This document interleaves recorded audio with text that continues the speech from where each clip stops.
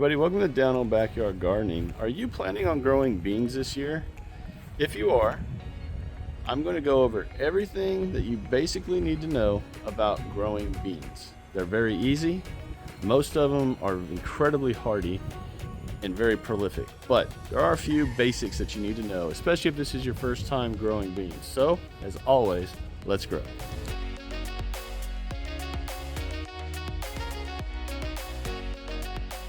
Okay, right off the bat, there are two types of bean plants, basically. You have bush beans and you have pole beans or runner beans. Now, bush beans are like these right here. These are all dragon tongue beans. They are a bush bean variety, which means they're not going to get much taller than what they are right now.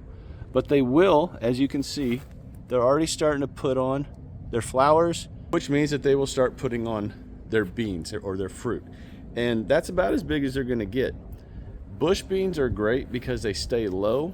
You don't need trellises or anything for them to climb. And the beans are very easy to get to because they're low to the ground for the most part.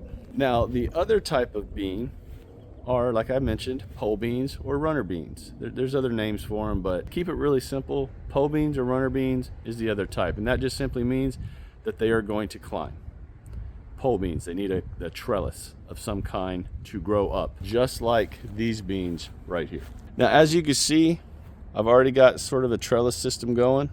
You come down, and these beans are already shooting off their tendrils and starting to climb up the trellis right there.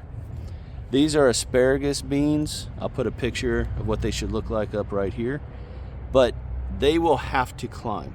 Once they start to climb, they will get to the top of this fence with no problem and start putting on their beans. Now, the good thing about them is you can get to them really easy. The bad thing about them, again, is you are going to have a trellis system for those beans. If you are walking around Walmart, Home Depot, Lowe's, any of those big box stores, your local nursery, or if you're ordering your beans from, say, Baker Creek or M.I. Gardner or wherever, you want to make sure you know what type of bean plant that plant will be. That way you can properly prepare for what's to come. Planting beans are really, really simple, and I'm going to show you all in just a minute exactly how I have always done my bean planting, and I've had no problems at all with any of the beans. One thing I want you to keep in mind is if you are going to have a trellising type of bean, make sure that you have a very good support system. Last year I had this mailbox sitting in the garden right over here. It was right there in that hole up to about right here. Now, this right here is what I found when I came home one day.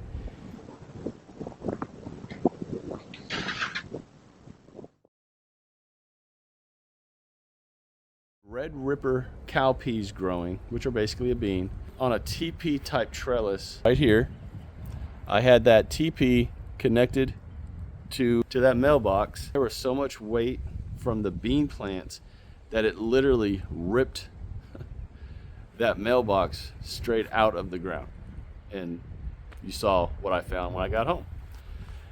Now, why did I have a mailbox in the backyard? I use that as a storage place where I know where everything is.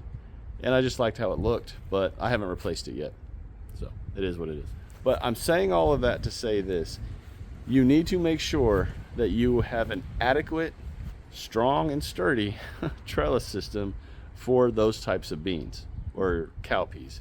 I did not expect the weight of those things to literally rip a mailbox that I had buried a good foot or more into the ground. Ripped it right out. Be very conscious, plan very, very, very well if you are going to have any kind of a bean that is going to need some sort of a trellising system. About 2 years ago, I built this trellising system along my wall here, built these planter boxes, and as you can see, I've got space between the wall and the cow panels, and I've had absolutely no issues at all growing anything really that trellises on this wall. What I do is twice a year I will amend these beds religiously just to make sure that the soil is always full of nutrients for the next round of crops. Always. Amending is incredibly important. So I always start by creating where I'm going to put the beans. You want to go about a 1/4 to a 1/2 inch down. That's what I've always done. And for this trellising system, I plant front and back, behind it and in front of it. Now you might think that's too many beans, but with these red Chinese noodle beans, I've had no issues at all doing this. Once I've dug that out, I'm going to put a mixture of bone meal and blood meal, which I do for everything that I plant. And that just gives the new plants, once they start to shoot, a lot of energy to get going. Now I'm going to take the beans about every couple inches. I know the back always says, 4 to 5 inches apart, but I do 2 to 3. Get a lot of beans planted. And then if you need to come back through and thin them out, that's not a hard thing to do at all. And just like that, y'all, we're done. Gonna cover them up.